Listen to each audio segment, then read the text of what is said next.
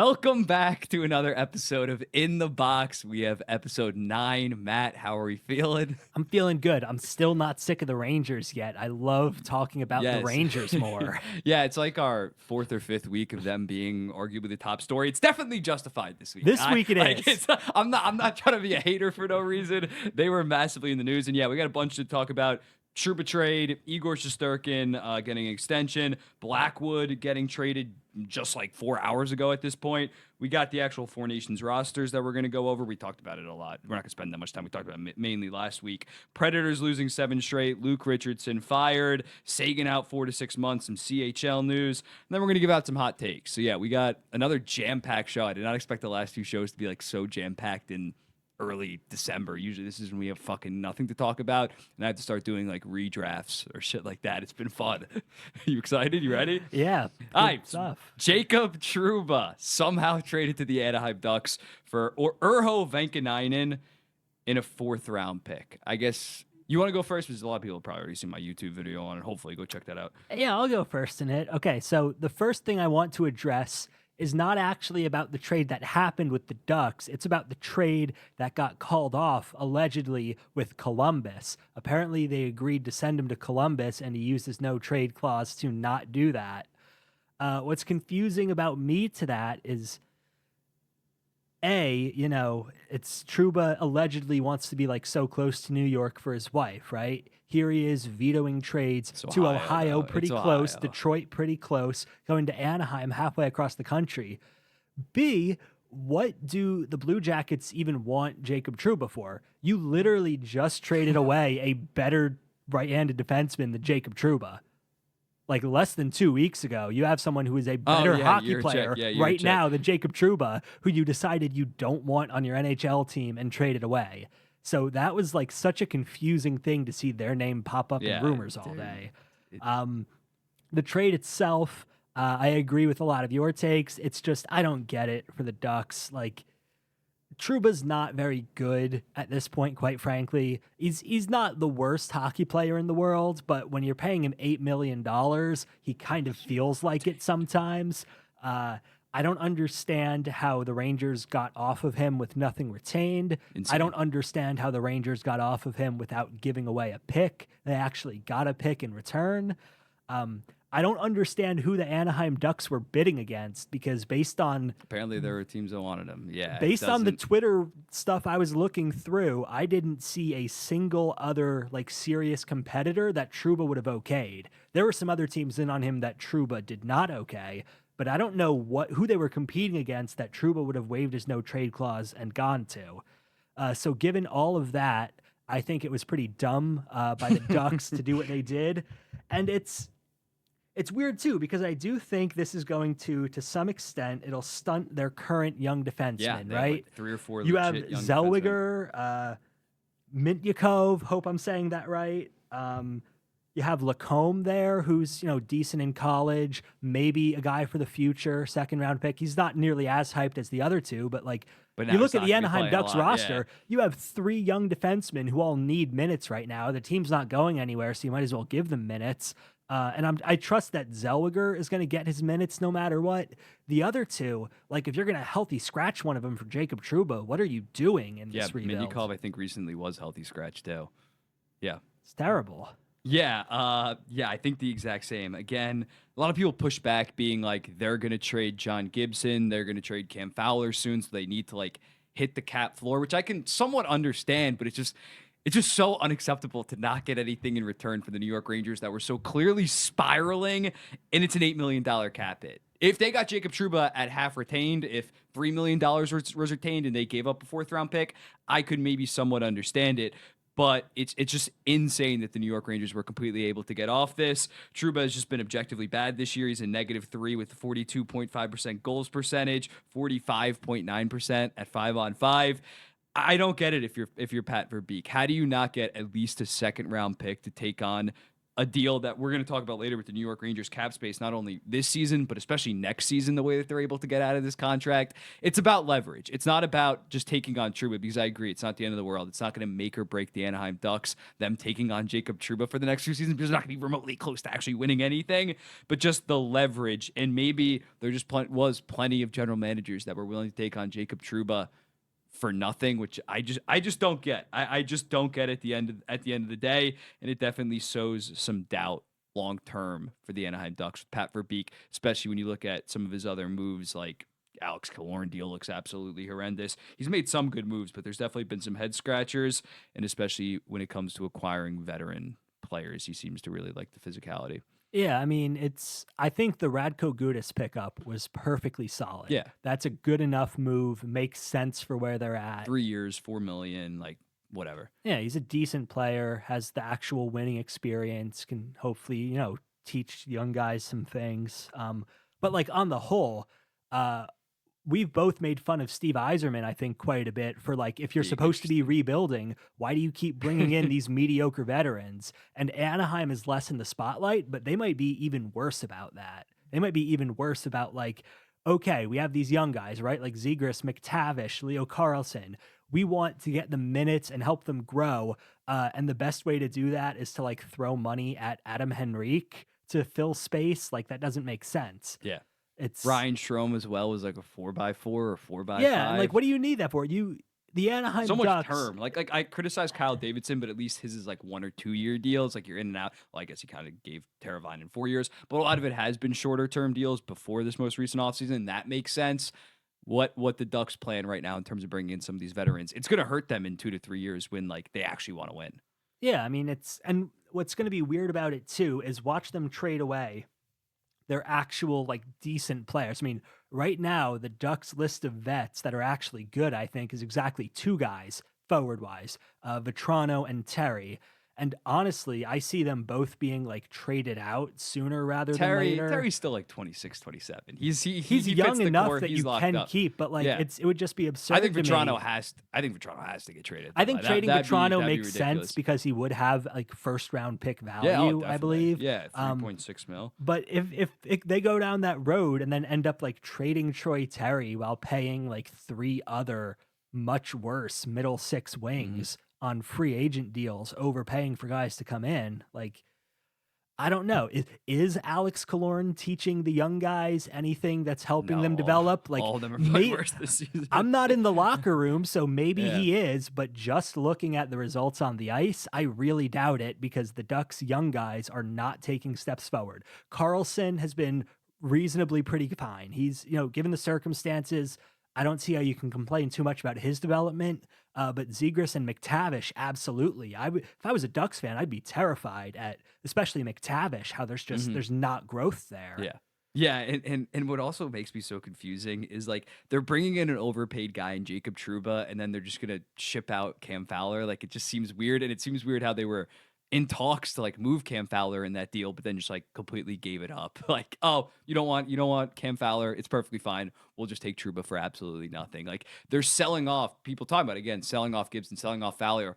What is the point of bringing in Trouba though? It just 2 + 2 doesn't equal 4 in this case. These moves lining up. You're right. I mean, it's good for Drury, I guess, because like you mentioned in your video, this is the second time after Barclay Goodrow. This is the second time that the Rangers have this bad contract where the Rangers fans are saying, "How on earth are we going to get rid of this contract?" And then he just does it. Yeah, no pick sent away, no liability for the team. He just gets rid of the bad deals. Yeah, I thought like minimum. If you told me at the start of last summer, I would have said like a first and a second to deal both. Like minimum, maybe even 2 first-round picks, just because one was 2 years, $8 million. The other one was 3 years, 3.6 for legitimately like a league minimum forward.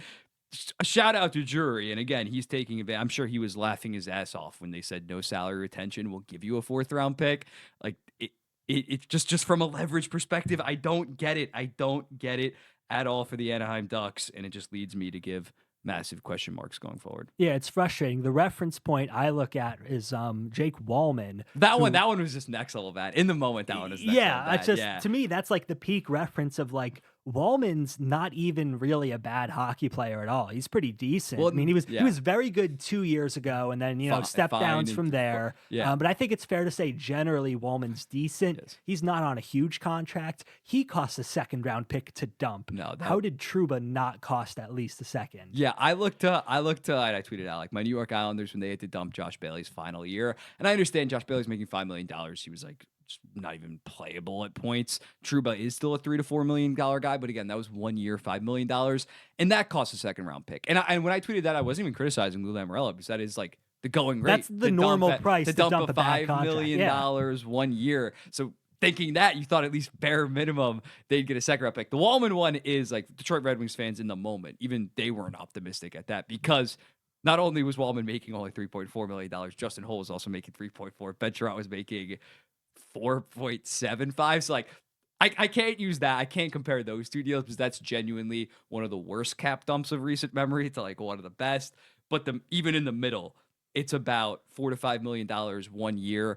Gives you about a second, 2 years at $8 million. Again, he wasn't the worst player of all time. Right? Probably should have been a first round pick, especially mid-season with the Rangers again like collapsing and Trouba being a massive reason why. I think $8 million is actually the largest cap hit salary dump ever, because the old one would have been, I believe, Patrick Marleau, who was getting 7 and change from Toronto. That was a first round round pick. That cost a first Seth round Jarvis pick to dump. Turned into Seth Jarvis, as insane as that is. So yeah, Drury, hats off to him. I mean, granted, he spent the money, the $8 million he has next year immediately on Igor Shesterkin, who we're going to talk about right now. 8 years, $11.5 million. I've talked about it at length. We knew it was going to be around. We started thinking it was going to be like 10.5. Then it went up to 11. Then it went up. I honestly thought it was going to get to like 12. That doesn't mean 11.5 is some kind of steal. I think it's a perfectly fine deal. He's been slipping a little bit in the regular season the last 3 seasons, going from a 916, 912 to 908. That's a little bit concerning. But the playoff pedigree is just so elite. He hasn't had a single playoff run in the last 3 seasons below a 926. And this team probably wins last year, beats the Washington Capitals. But besides that, I don't know if they win. They don't beat the Carolina Hurricanes the following round in 2022. I don't know if they win a single season. So, like, the reason why the New York Rangers have made the Eastern Conference Finals 2 out of the last 3 years is almost solely on Igor Shesterkin, and you weren't going to let him walk. If Jonathan Quick was, like, 32 years old, maybe you could make some play where, like, you give Quick a 4x4 and you just run with it. But he's old as hell. Dylan Garand isn't, like, ready to be an NHL starter, as much as, like, Ranger fans that didn't want to sign Shesterkin was like, oh, he's elite. He's going to be very good very soon. So yeah, it is what it is. It sucked. The deal sucks in a vacuum compared to his peers, but I think more so his peers took great deals like Hellebuck, Saros, Sorokin, and all that because they signed like well before the start of the season, like July 1st in some cases. So yeah, I give it like a B-. It's perfectly fine. You got to live with it, but it could be a disaster. I don't know. It could be. There's always that risk when you're throwing out that much money, especially on a goalie, because so many goalies are up and down. I'd toss like a B+ at it. Shesterkin's a great goalie. He's one of the best goalies in the league. It was really clear he was not going to take a discount. So I don't think this is an overpay. I think this is just like one of the best players in the league at his position, demanding market value. And given the Rangers situation, the rest of the team is really not very good outside of him these days. You didn't really have a choice but to pay him. I also want to push back a little bit.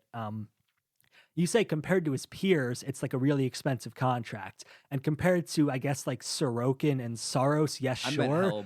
If I'm looking at like the upper echelon of guys ever, though, to sign these deals, like Bobrovsky or like Carey Price on his mega deal, Luongo on his, like cap hit percentage wise, it pretty much lines up with like what the best goalie in the league, if he hit UFA, should be getting.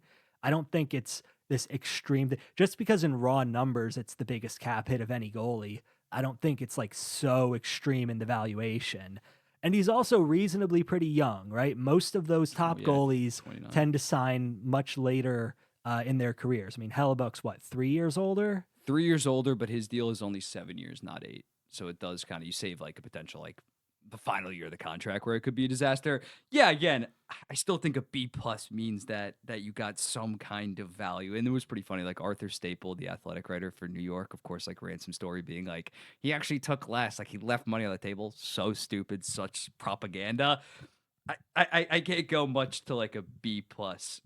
Just because, again, directly, I understand that he is better than Sorokin, he is better than Saros. I won't even try to argue that. But when you look at a guy like Connor Hellebuyck in Winnipeg, not the most desirable market, especially as an American in Winnipeg. But he said in like September before his contract year, he said, give me 8.5. And although he didn't win a Vezina, he won the Vezina the following year. Basically, the prior 5 or 6 years, he'd arguably been the best regular season goalie in the entire NHL. Maybe didn't have the playoff success. But I do think Shesterkin was definitely more willing to go to unrestricted free agency potentially than those other guys. He's not wrong for doing that, but I think that he didn't take some team-friendly deal. Yeah, I mean, I guess it kind of ties back to what we were saying last week about Mikko Rantanen, how a lot of hockey players actually end up taking probably a little bit less money than they're worth when they do extend with their current team instead of hitting the free agent market. To me, this is just like about the deal Igor would have got on the free agent market, and the Rangers jumped to the front of the line to get him on it first. So in that sense, I can see why you would hope for a cheaper deal because it was like an extension with his current team. But like it's not an overpay in the context of like, okay, it's July 1st, 2025. It's a free for all. Utah has $30 million in cap space. What number do you think Igor's going to get? It wouldn't be any lower than 11.5. But would it be 13 with the extra year? I don't know if Igor, like him saying, the extra year is massive in that scenario. But yeah, I agree with you saying someone definitely would have bid to the absolute moon to get him at like 12.5, 13, which just means this is okay. Like imagine Hellebuyck won the Vezina and then hit the open market. He probably would have got $12.5 million. He would have probably. Yeah. I mean, that's the thing.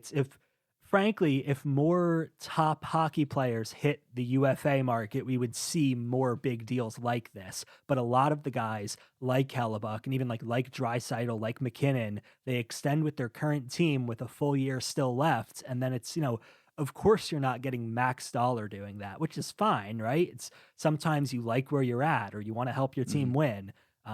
But like the way to get max dollar is even if you're not actually hitting the UFA market, at least running down the clock on it.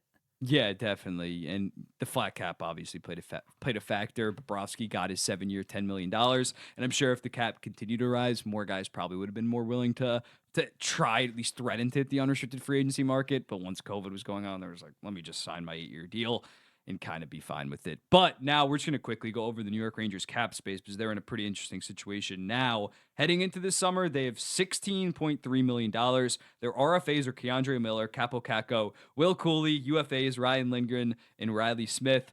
Who do you think is the most, besides Riley Smith, out of the RFAs, who do you think would be the most likely to potentially, they just say, no, we're going to trade your rights or do something like that?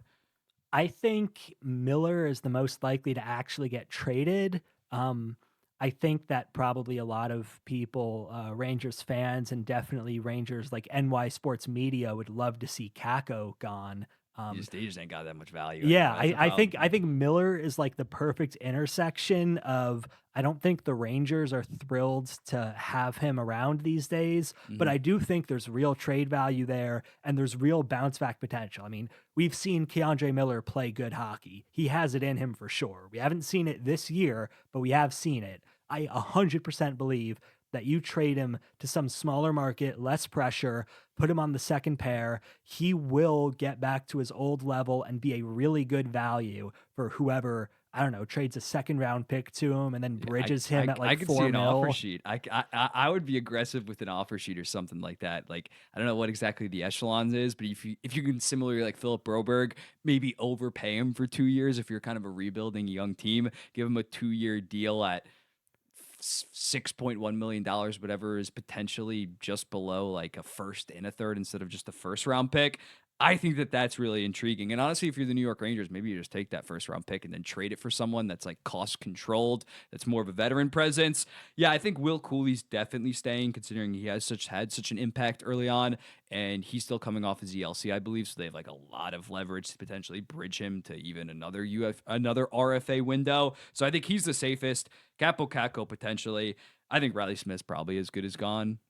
Yeah, he's kind of slowed down in terms of his overall production. Just hit the open market. You're not giving him some egregious 4-year deal at like $4.5 million.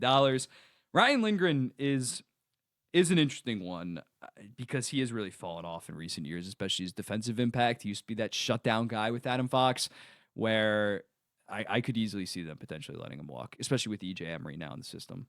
Yeah, I mean, I think it's worth saying that the Rangers throughout the whole, like, I guess, current core era, like Fox, Panarin, Zibanejad, we have seen a lot of defenseman prospects on the Rangers be highly touted. Zach Jones, Braden Schneider. No, Braden Schneider's actually decent. Nils Lundqvist, yeah. We've seen a lot of Rangers, like, defensemen, highly rated prospects come into the league and make absolutely no impact. Mm-hmm. So Braden Schneider has made an impact. Before they comment something like that. But Zach Jones, though. Zach Jones, Nils Lundqvist. The fact they got a first round. Yeah, trading Nils. The dumbest thing. Which, like, then they ended up trading. It wasn't the pick that became Gabe Perreault, but it was like because they like changed whatever. It basically it was like a conditional. They were able to trade their own first round pick because they had that other first round pick. So basically, they got fucking Gabriel. Yeah, so I mean, Lindgren's tough because, I mean, Lindgren, we've seen him play good hockey. He can do it. He's, Miller's very young and in kind of a toxic environment over there, I would say right now.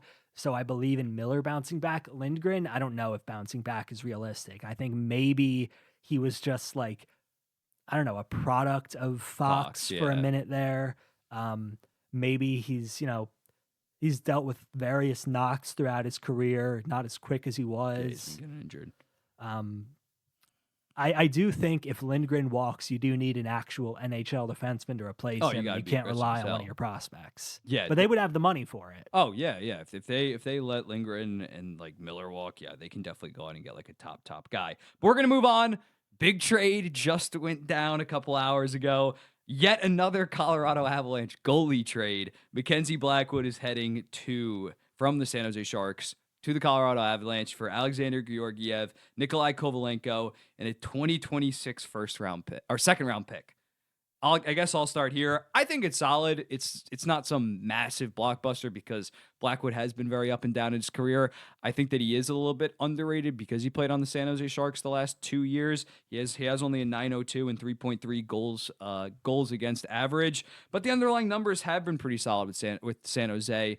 He's just been pummeled with shots night in and night out. He is positive in terms of goals saved above expected. And yeah, Georgiev was just simply unacceptable. Simply ass this season with an 874 and minus 9.4 goals saved above expected. It's not some like insane price. It's a second round pick, and Kovalenko kind of didn't really pan out after being very good at the KHL level for a couple years. And honestly, you probably would have had to trade like a third or a fourth round pick just to dump Georgiev in his like $8 million contract or something like that.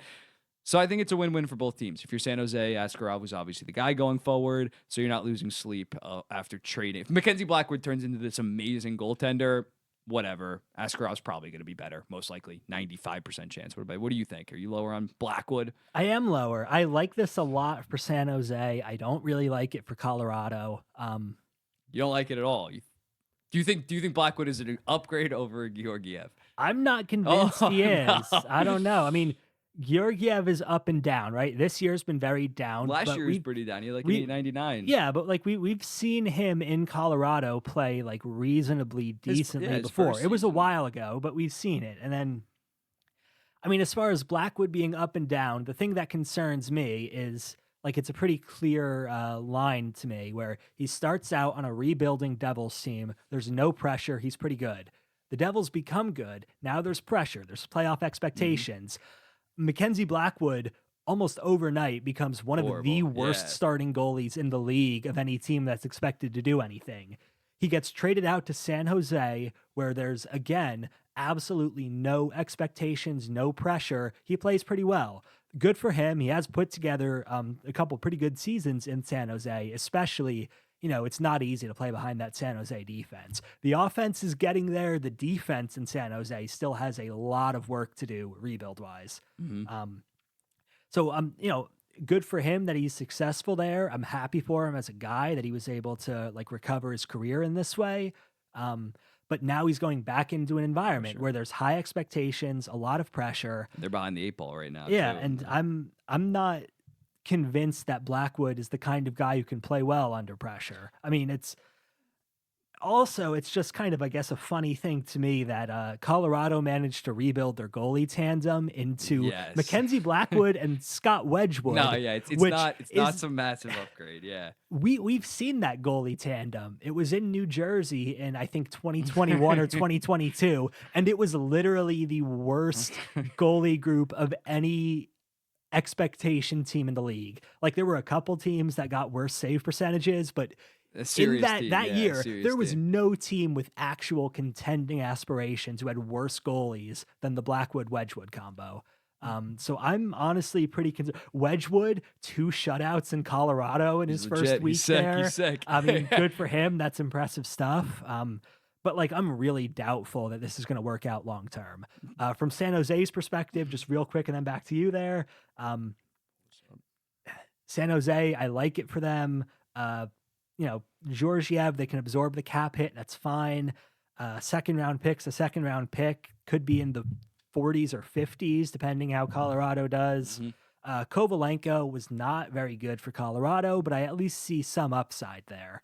Maybe he adjusts to the NHL speed, gets acclimated to the North American game, and he puts together some good seasons. And if he does, it was a pretty cheap investment to get him. My rebuttal to that is Blackwood was so young when he was in New Jersey. He just turned 28 years old. I just went to go check that. So hopefully he has matured in that sense. A lot of these goaltenders that we're talking about, they don't start playing serious games until they're 25, 26. So I think maybe he just wasn't ready for kind of the spotlight in New Jersey. I do think that is a valid concern about him kind of shuddering once he got actual expectations on him in New Jersey. But I'd like to think in the past year or so that he has matured now that he is more so of a veteran goaltender. But yeah, I agree. Anybody saying that this is a slam dunk for the Colorado Avalanche, this is still unacceptable that they went into the season with this bad of a goaltender tandem and had to kind of fix it on the fly. And Blackwood was the only guy on a rebuilding team that was open to trade, that wasn't on some massive contract. People were saying that they should trade for John Gibson, and Gibson has been very good, but that's too big of a risk, too big of a commitment. 3 years at $6.4 million. So yeah, I think it's very solid for both parties. If you're a Sharks fan, you can't say that this is the greatest deal ever. You got a second-round pick and a guy that's probably not going to be an NHL forward and an objectively bad goaltender. It's just a very win-win, teams doing both things. But if Colorado loses in the first or second round again, they need to do something serious akin to an Ullmark kind of move or a Markstrom. And in fairness, both those moves haven't really been fantastic to start. But they need to make some kind of mega move if Blackwood really doesn't hit the ground running. Because you can't just trick yourself. If Blackwood plays half decent, has a 907, gets them to the second round, but the offense gets them to the second round and he just plays okay, and then they give him a 4-year deal at $5 million, there's a decent chance we find ourselves in this position 2 years from now where Blackwood is completely fallen off and they're just absolutely screwed goaltending-wise. So I think in terms of in-season moves, upgrading from Blackwood and Wedgwood is pretty encouraging compared to what they started with. But yeah, that it's not as serious. I massively change my opinion about the Colorado Avalanche, and they go from a team with goaltending problems to a goaltending advantage. They still have a massive goaltending deficiency, especially in the Central Division when you have Hellebuyck, Ottinger, Gustafsson bouncing back in a big way. They're definitely still at a disadvantage. Even the Pacific teams have better goaltenders than them, but it's now to Georgiev can single-handedly cost you 2 playoff games to Blackwood can hopefully just stabilize it, and we lose to the Dallas Stars just because they're a deeper team, not because our goaltender shits the bed. And that's a fair point too, that historically good goalies get traded in the summer. They don't get traded at the deadline.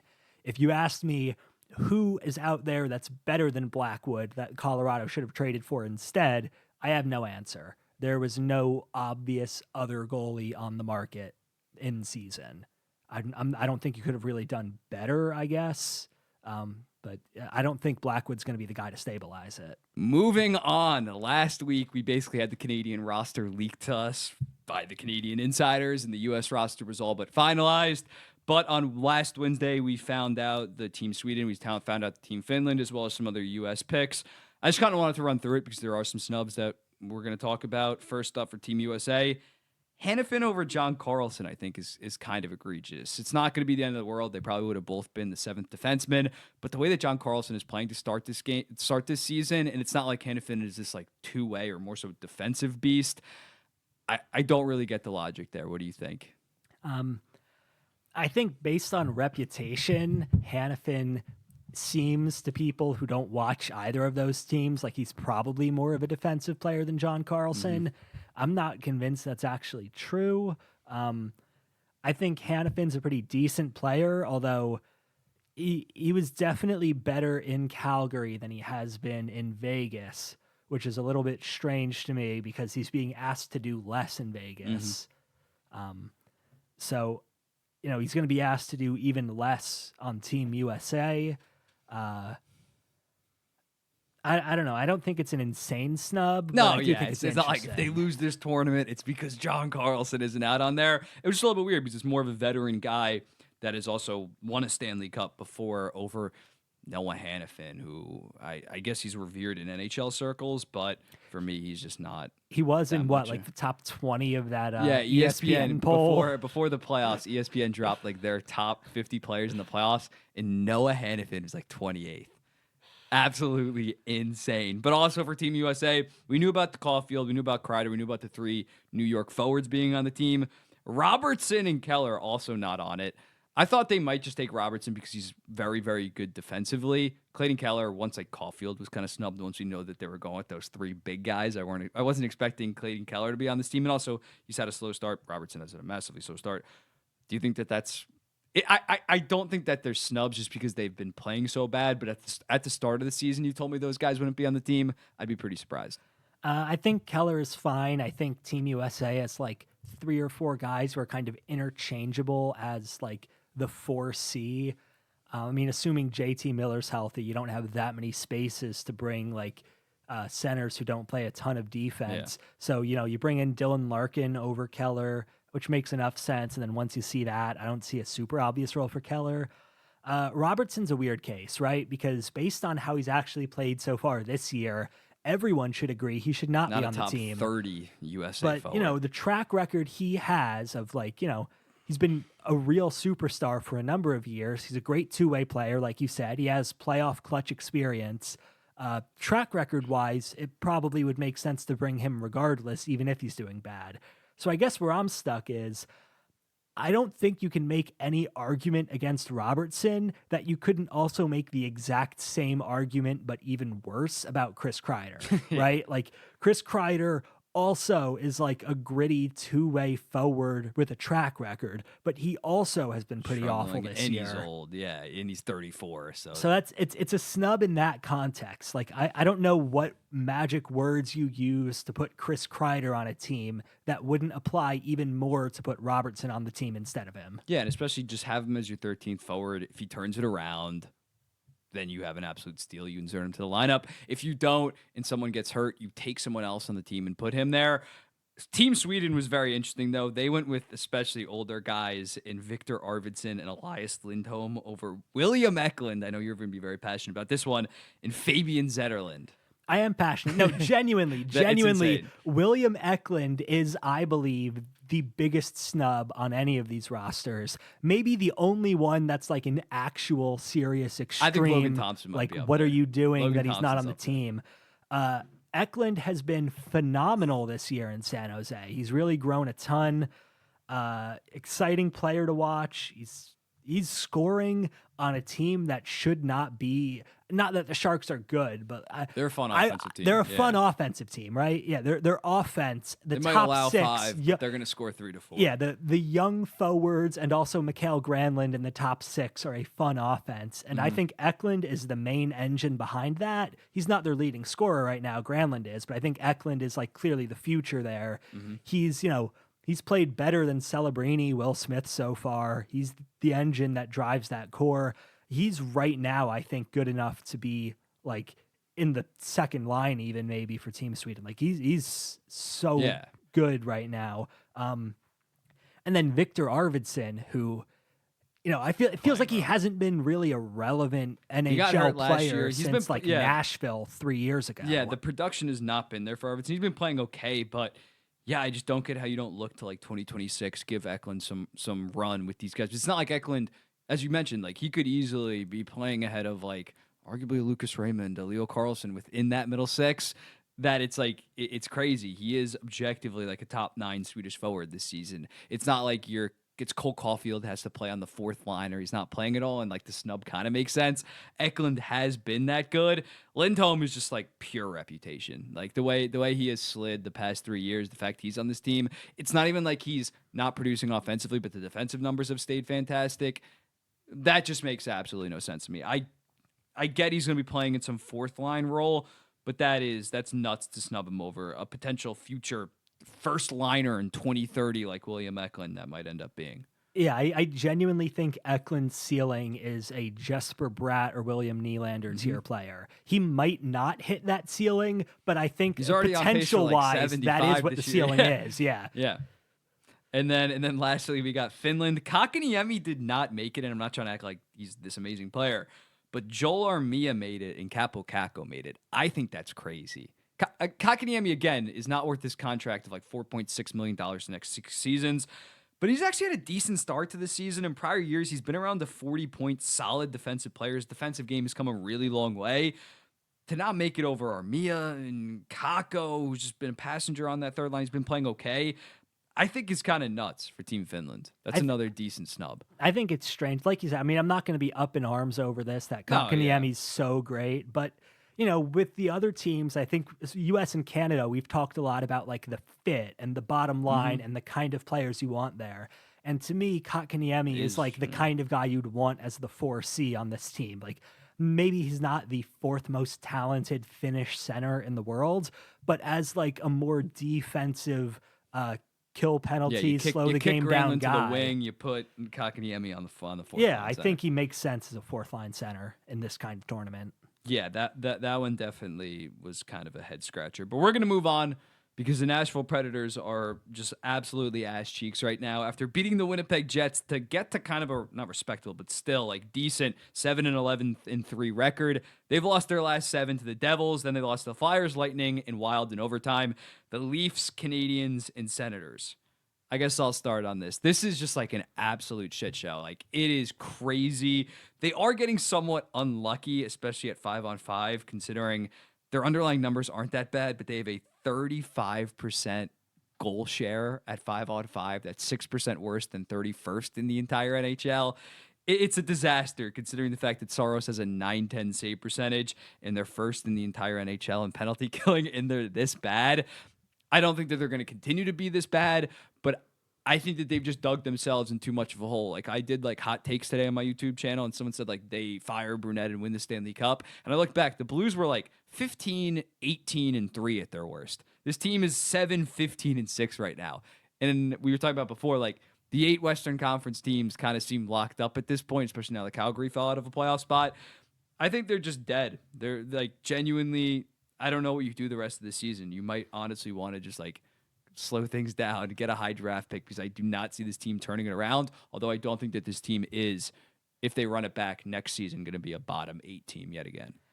I'm worried they might be if they run it back. Well, yeah, because of the age. Yeah, I look at this team risky. And I'm thinking long term, this is like completely hopeless, like dangerously hopeless. Actually contending, yeah, they're it's shot. Yeah. The Predators went all in this summer on spending a lot of money on vets to really boost the team up, and they're pretty much all of them are underperforming. That's fair to say. We can debate how bad each of them have been. I mean, I think Marchessault has been relatively okay given his age. 13 points in 20. He's only making 5.5. Yeah, you can't be thrilled with the contract, but if you were expecting a lot more production, you were expecting I think that's another 40 goal season from Marchessault. Yeah. I mean, he's an older player. He's leaving like a system in Vegas where he really thrived, where everyone seems to thrive and score goals there, to a worse offensive team. It's going to drop his numbers a bit. So we're seeing that, he's dropping more than a bit, but I'm not like super terrified there. Steven Stamkos has 3 even strength points. Yeah, it's crazy. Steven Stamkos is getting $8 million. He has 3 even strength points this year. And the crazy thing about it is, I think a lot of Tampa Bay Lightning fans were very woke to this last year, that his overall numbers, if you don't look into them too much at all, they're pretty good. But what it came down to last year was his power play numbers were still amazing, and his even strength numbers were really pretty bad. So I think, there was some controversy, I guess, over Tampa letting him walk. Clearly, that was like the best decision they could have possibly made. Oh, yeah, 1,000%. Tampa's window as a serious contender, we can debate exactly how open it is. It might be actually shut if, you don't sign Guentzel. You're paying Stamkos $8 million for the next 4 years. I mean, Steven Stamkos had a great career. He's a Hall of Famer, no doubt. He's the GOAT right now for Tampa Bay. Right now. He is. He's done a lot for that franchise. But like the Steven Stamkos that exists today, he's turning 35 years old this season. He's gone through 2 major injuries, like missing most of a season injuries that, lesser players might not recover from at all. He recovered from both of them and played well after them. But I think at this point, it's just his body. He can't keep up with the rest of the league, speed-wise, seeing the game-wise. He can't stay in front of people. I mean, defensively, it's brutal. Just another name to throw out, like Gustav Nyquist, who they've had for a minute, but like, you're relying on season. Last season was his first. Yeah, he was solid enough last season where you're feeling okay about this, right? Nashville's doing okay with this. Serious decline this year, and I think he's also 35 years old. Like, he's not going to turn it around anytime soon. Philip Forsberg is still great, but Philip Forsberg is now 30 years old. You've given him his full 8-year extension. Like, there's really no trade window for him, which I'm not saying you should trade him now. I'm just saying, like, that was an option on the table, right? If you didn't want to go all in, you could have traded Forsberg like 2 summers ago, trade Saros last summer, 2 summers ago, get a real haul. Instead, they kept that core together. They went all in. They spent all this money, and they're even worse than they were 3 years ago when the team was just like Saros and Yossi and Forsberg holding together an AHL team with duct tape. Yeah, but I don't think that they're in like the worst spot of all time. They're not in a Pittsburgh where like everybody's untradeable. As you mentioned, Gustav Nyquist, although playing horrible, only makes $3.1 million. You could trade him at the deadline, probably for a first-round pick. Ryan O'Reilly has another 2 years after this at 4.5. He's being underwhelming, but he's still only getting paid 4.5. Yossi is still an elite guy. Someone would pay assets for him at $9 million for 3 more years. I think Saros is movable. You might have to move him to the in-division Colorado Avalanche, but if you're trading him, you're admitting you're rebuilding and you don't give a shit about the next 3 to 4 years. The only ones that are, funny enough, like untradeable is the ones that they signed this most recent offseason. Forsberg might be like a little bit hard, but I think someone still would bite at $8.5 million for a guy that last season had like 47 and 47 or something like that. And they have 3 first-round picks this season. They already have like a top 8 to 12 prospect pool in the entire NHL. So although there is a lot of doom and gloom around Nashville, Barry Trotz could just be like, fuck it, we're rebuilding. And they could have 4 first-round picks this year. They could trade Ryan O'Reilly, trade Yossi, have 2 or 3 the next year. Like, this just like delayed the inevitable rebuild 2 to 3 years. I don't think like Barry Trotz thinking like, I'm going to give Saros this 8-year extension. And we're going to be contending every single year on that. That's just like completely unfeasible unless their prospects turn into like absolute studs. So although, yeah, Nashville, you got to be kicking yourselves. Loki in the long term, just like admitting right now to rebuild and retool is not the end of the world. And it might honestly be the right decision. And by 2030, this team could be a decent team. This isn't a Pittsburgh Penguins where their players are just going to stick there. I think Roman Josi would be open to a trade and some of their other guys because they haven't won shit. So yeah, I don't think the Predators, although it is brutal right now, they're not in this Islanders Penguins kind of situation. I just don't know how you could sell like the fan base on a Saros trade, right? You give him an 8-year extension. That you would be trade tough with away Askarov. the Yeah, young that backup would be behind tough. him. I don't know how you can like turn around and then 1 year later say, okay, we're doing a full rebuild, giving away Saros. Like, Yeah. if you do that, no matter how good the return for Saros is, you still look really dumb for trading away Askarov like that. I think Forsberg is a very good player, absolutely worth his contract. I think the logistics of trading someone over 30 with 7 years left is extremely tough. I don't know how many teams are. I think a lot of teams are in the market for someone with Forsberg's skill set. You might have to hurdle. I don't know retain contract-wise exactly how you can bit. land that, make that work. Yeah, you're definitely gonna have to stick it out with some of the veterans on the bad contract. But again, the key piece, you could trade at least for sure Ryan O'Reilly, Nyquist, Yossi tomorrow and get a decent. You could probably get between 3 first-round picks and maybe even more on top of that for those 3 guys. So again, they're not in a Pittsburgh where they're only players that could get value, and Crosby you're not trading, and Malkin you're probably not trading, and the rest of the team is completely untradeable. You'd have to attach assets just to get rid of them. They're not that level, but yeah, this season is over. It is. Like, I'm ready to call it for the Nashville Predators. Next season, if they run it back, I could see them maybe sneaking into a wild card. Like, again, probably would bet against that.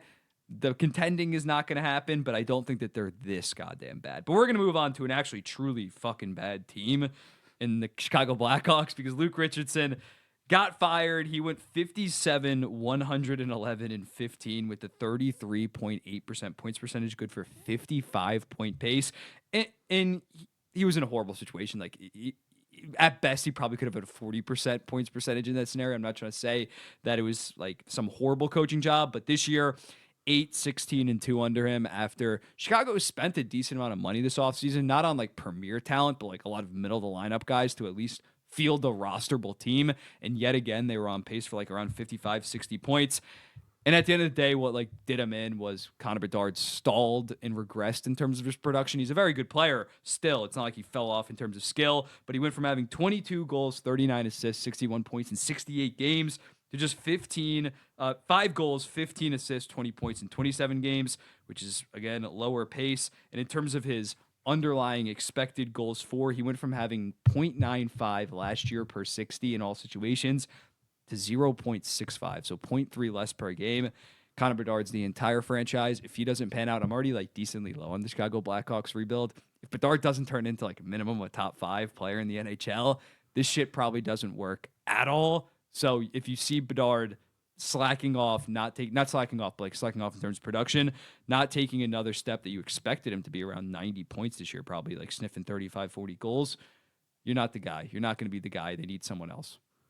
Yeah, I mean, you're definitely right that I don't think this is about whether the Blackhawks win games or lose games at all. I think it's about Bedard, and to a much lesser extent, but Korchinski too has not like grown, he got sent developed. down to the NHL. He was rough at the NHL. Yeah, I mean, Richardson's problem is not that he's losing because he's expected to lose. It's that his young guys are not taking steps forward. They look like they're taking steps back.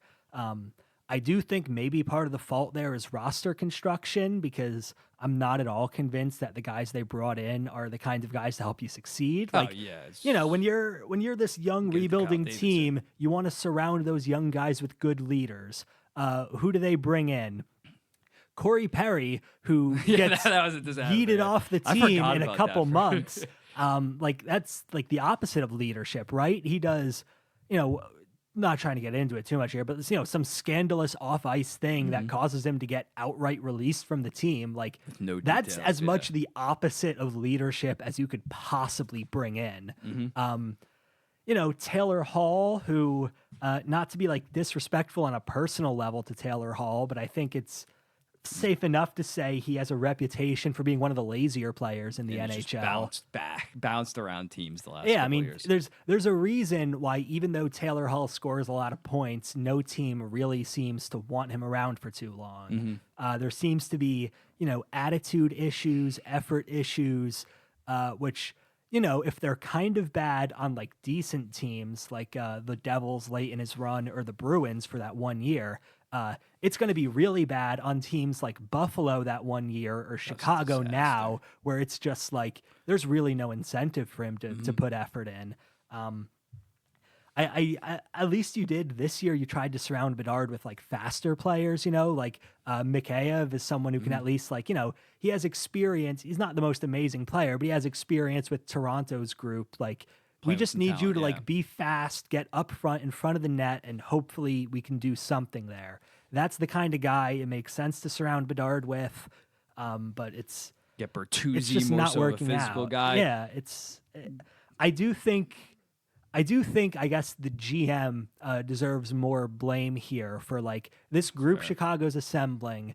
I'm not super convinced by the prospect pool they have right now, and I'm definitely not convinced by the kinds of middle six vets that they've brought in so far. Yeah, and they gave some term to some guys. I believe Bertuzzi and Teravainens are both 4 years that take them into like their early to mid 30s.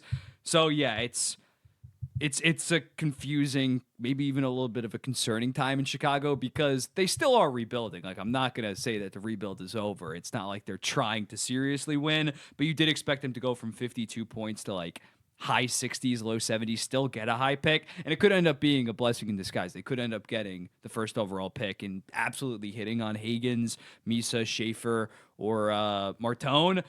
But yeah, You thought the last 2 years were like the absolute gutter, and it seems like yet again they might arguably be probably at this point, considering San Jose and Columbus have been so good, they'd probably be my pick to end up being the worst team in the NHL. Yeah, it's tough because I mean they're definitely going to be up there. I think I agree that Columbus and San Jose, at least, like I see the trajectory, I see the bright light. Anaheim, I look at their players and I want to see the bright light, but the actual, like their performance, that's a coach also that needs to go, right? It's Cronin. It's Dostal and Gibson keep on saving his job. They're like hovering around 500, but like their analytics are bottom 4 across the board. That's another team really where it's like you want to say that, okay, you're at least at the phase now where enough of the prospect pools in the NHL where you want to see some growth, and we're not seeing that growth really from Anaheim. Chicago's not there. Yeah, Chicago's next year will be. Chicago's earlier in their thing. Yeah. Most of their prospect pool is still not in the NHL. But, better to be early than late on that kind of thing, right? Better really do it now than like wait 2 years and now, 4 years in, you're looking at Connor Bedard and it's like he's not really any better at anything than he was in his rookie year. That would be the one thing that would actually kill this rebuild. Yeah, Connor Bedard has to be minimum a top 10 player in the NHL, probably closer to top 5. They hired Anders Sorensen, first Swedish coach in NHL history, and good on it. I've always been of the belief that the best coaches, hockey coaches, are not solely based in North America. Yeah. We need to hire more European coaches. They can also coach the hell out of it. But hopefully he does a good job. Hopefully he's not just a sacrificial lamb because the roster's so bad. They just stink it up and another Swede doesn't get a chance for like a decade. But I'm hoping this kind of opens the door for more guys. I hope so too. I mean, it's right. If any single year in the 2000s, if you tried to tell anyone that every single one of the top 30 players in the NHL was North American, they'd call you insane and a moron because you are. Like that's just not how hockey is these days. So it seems beyond absurd that we're going into this season like, oh, but maybe the 32 best hockey coaches in the world are all North American. Of course they're not. That's ridiculous. I don't know if Sorensen is going to be like the guy to lead anyone out. He's in an impossible situation. But you're right. It feels like, Swedes and Finns and maybe even Russians probably not should. Not a Russian coach. Not these days, no. But like the Swedes and the Finns, they should probably have like the same proportion of coaches as they do of players, right? I guess it's tough because, there's probably great coaches in Finland and Sweden that maybe don't speak English, although a lot of people there speak English, but like not maybe as proficient. But yeah, we definitely need to see more bold hires in terms of that instead of a guy getting his second or third job and he has a 500 career points percentage. Absolutely. All right, we're going to move on. Tyler Seguin out 4 to 6 months. He was playing great. 9 goals, 11 assists, 20 points in 19 games. 4 to 6 months puts him at best case scenario early April, worst case June. It's like this is actually could be disastrous for the Dallas Stars, especially as we talked about before. Roope Hintz, Jason Robertson not playing nearly good enough. Like, if they don't have Tyler Seguin for the first or second round, they're already not looking like the teams like the prior 2 seasons. I'd be very concerned if I'm a Dallas Stars fan right now. Yeah, I guess it's funny because kind of like Anaheim, Dallas is very different situations. But I think it's another case where you look at the names on the roster and you have this idea in your head of where the team should be at. And the reality is pretty much all of those names are underperforming what you'd want. Besides Duchesne. Right? Yeah, Ironically, Duchesne the one guy who's been absolutely phenomenal, who's still healthy, is Matt Duchesne, who's like the only one older than Seguin in that core now. $3 million, yeah. But yeah, I mean, Robertson has been mediocre. Hintz has not been good. Wyatt Johnston and Stankoven have been fine, but I would have hoped for more development, more growth. Stankoven's been awesome. Stankoven's, great start, and then like a fine middle chunk. Wyatt Johnston has not been bad, but he's going to have to be more now, right? If Hintz is not great and Seguin is out, Wyatt Johnston has to be like a top 6 center on a contender level player. Is he up to that? I'm not too sure. Based on last year's playoffs, I would say yes. Based on this year's regular season, I would say, he's decent, but not quite. Harley and Heiskanen have both not been at the level you would hope for. It's tough. I mean, based on the guys they have, literally any day Dallas could just magically turn it around and go on like a 14-2 run. Yeah. And it would make sense to me because they do have the players for that. But they're not playing to their level right now. Yeah, it's definitely weird, and especially with Seguin, it's gonna be interesting. Like, say he misses 5-6 months and doesn't come back, they get eliminated before that, and you're staring down him coming off major injury, major surgery with 2 years left at $9.85 million. They might somehow have to move him out or do something in terms of that salary cap. Okay, moving on to our final segment here. We are going to be giving 3 hot takes for the rest of the season. You want to go first? You want me to go first? I'll go first on this. All right. Let's hear it. Bring the heat. First hot take. I have Vancouver winning the West right now. Ooh, I would disagree, but that's why. That's why it's hot takes. I'm not trying to come up with something you agree with. No, but I mean, Vancouver is, they're not the best team in the West right now, but I'm extremely impressed with how they're staying afloat with so many injuries. I mean, Demko missed a lot of time. JT Miller missed a lot of time. He will miss a lot of time. He has missed some time. They played really well without him. Philip Hronek's out. He's 6 more months, 6 more weeks. Long time there. The way Elias Pettersson was playing in October and early November was basically like they were missing him and he was out. And they are still very much afloat. They're getting production from Brock Besser, who showed up big last year, but he's been inconsistent. He's been great this year. Connor Garland, who great in Arizona, and then you keep waiting for him to explode in Vancouver, and it doesn't happen, and it doesn't happen. And this year, it's finally happening. You get Demko there with a playoff run. You get Miller back healthy, refreshed by the playoffs.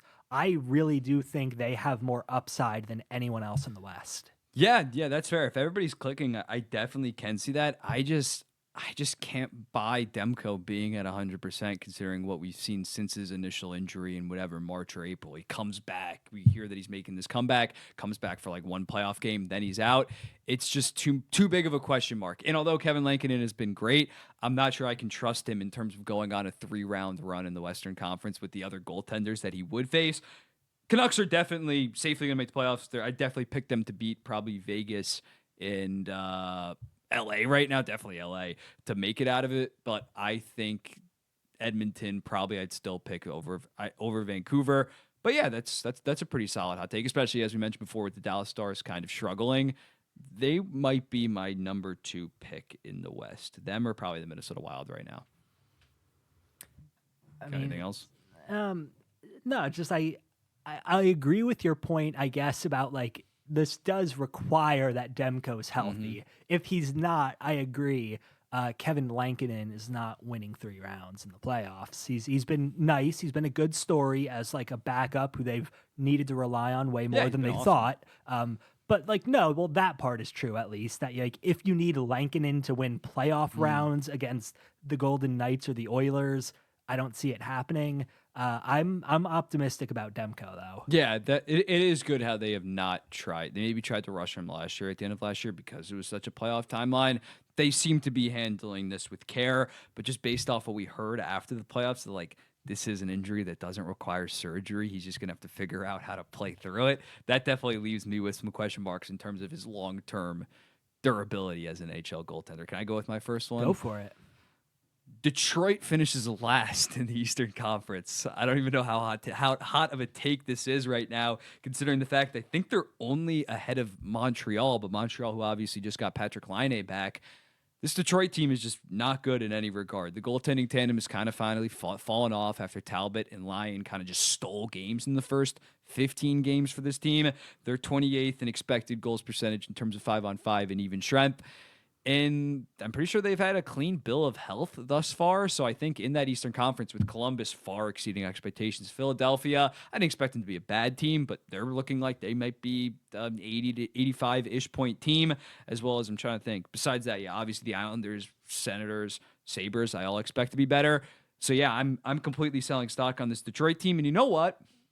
It might honestly be what's best for them to suck for another year and get a top 5 pick. If they, I will be moved by the Iser plan if they get one of those top forwards. Yeah, I mean that's literally. I'm looking out for you. The worst thing that they could have this season is probably an 86-point season, end up with the 10th overall pick. Iserman takes some guy that was supposed to go 19th, like some shit like that. Like them sucking. Last year was kind of a bad thing in a weird way. It wasn't a bad thing because Raymond played so good, like fully broke it out, but like. They ended up with the 15th overall pick. They got an okay prospect. Like, they needed one more year of kind of sucking. No, I mean, I basically agree with you. I was literally going to say that would honestly be the best for them, I think, because you're right.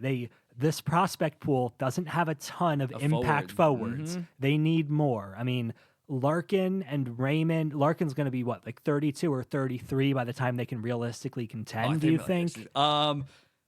He's what, 28? Yeah, he's a 2014 draftee.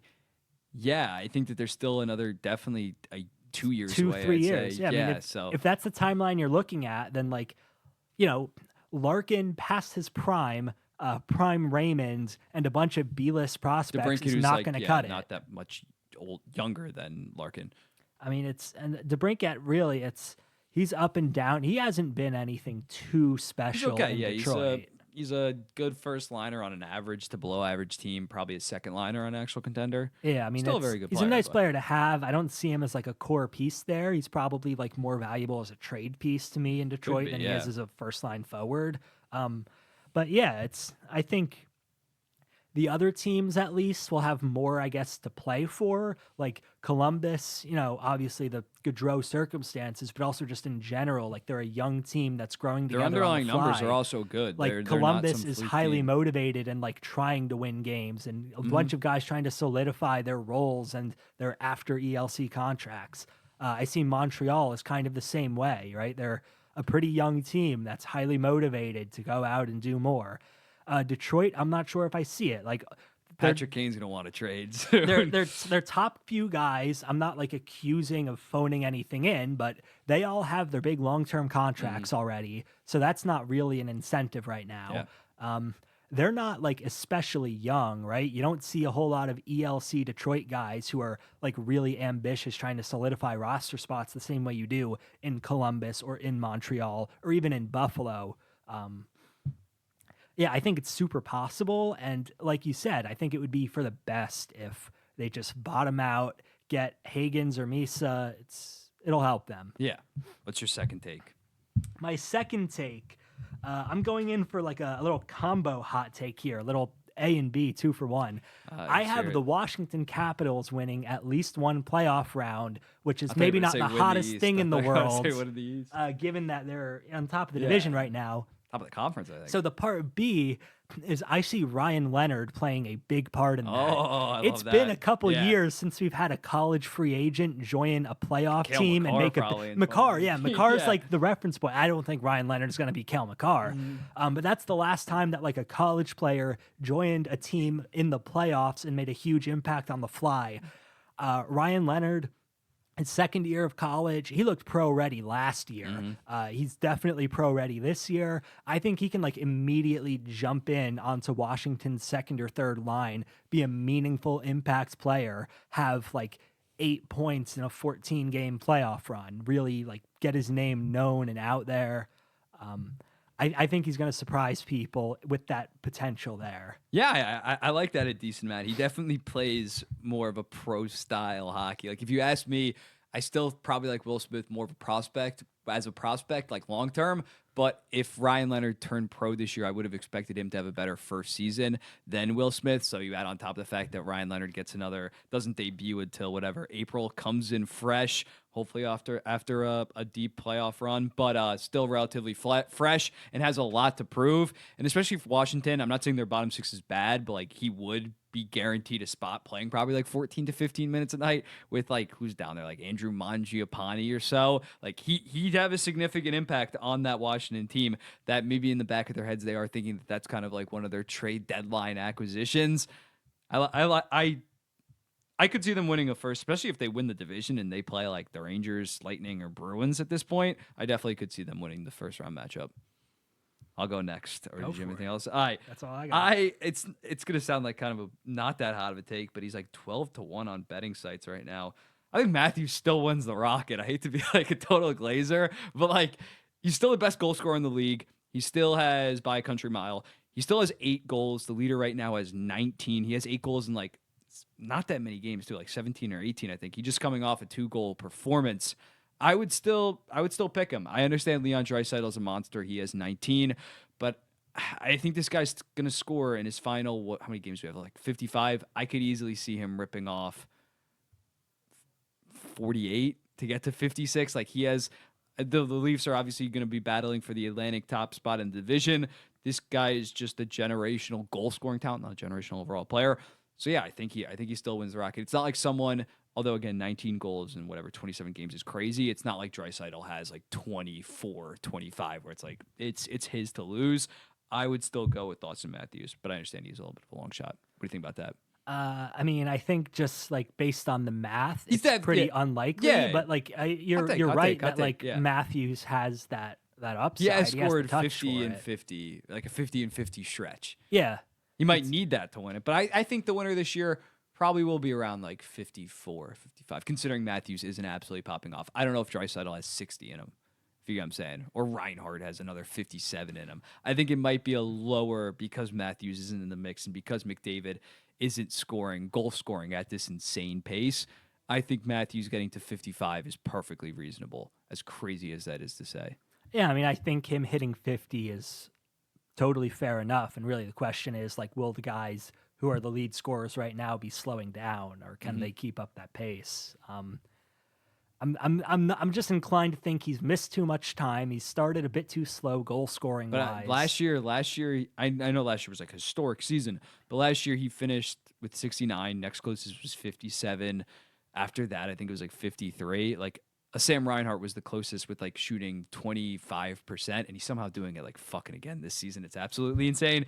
But yeah, I'm still going with Matthews to win the Rocket. Richard, what's your third and final hot take? All right, my third one is not nearly as like ambitious or grand sweeping team predictions.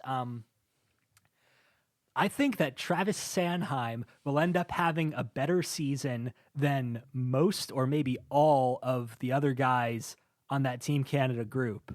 One of the more bashing this dude last week for making the team. I was, and then he really went off like this past week, and it's, you know, Philly is not playing badly these Philly's not playing badly these days. No, I understand he's having a good season, but like for you, the switch up is crazy right now. Are you saying you'll have a better season like Parayko or Theodore? I can get like Pietrangelo. I think he's going to end up having a better season than Devon Tays, Pietrangelo, Theodore. I'm saying Pietrangelo again to really upset the commenters there. Make sure you guys are still watching this late in the video. But yeah, I think that Philly's going to end up, you said, like they're, Torts is getting surprisingly good performances out of them.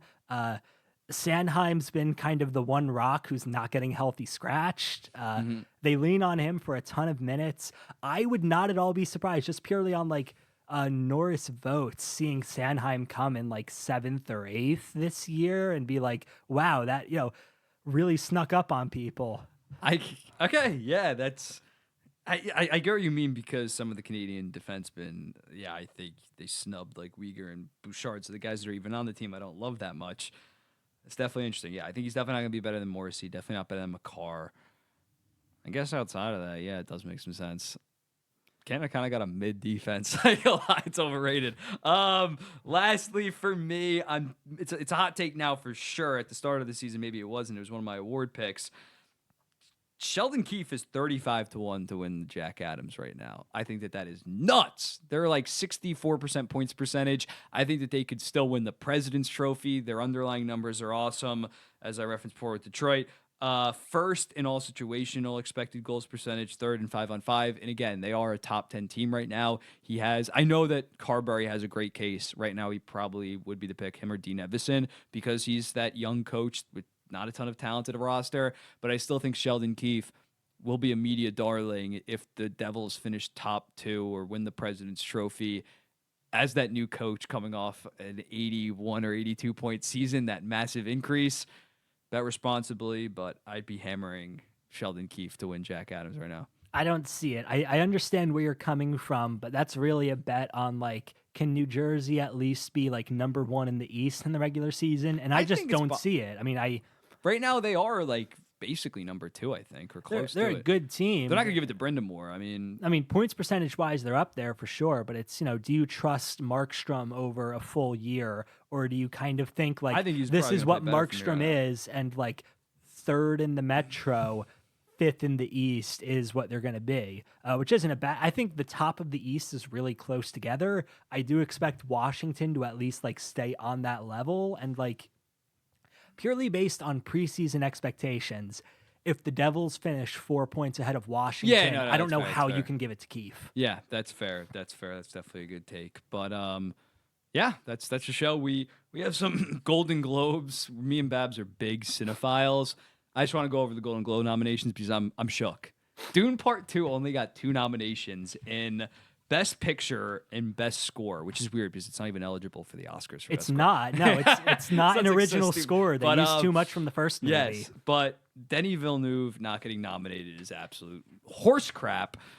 I would have nominated Timothée Chalamet and especially Austin Butler. No cinematography. You saw it, right?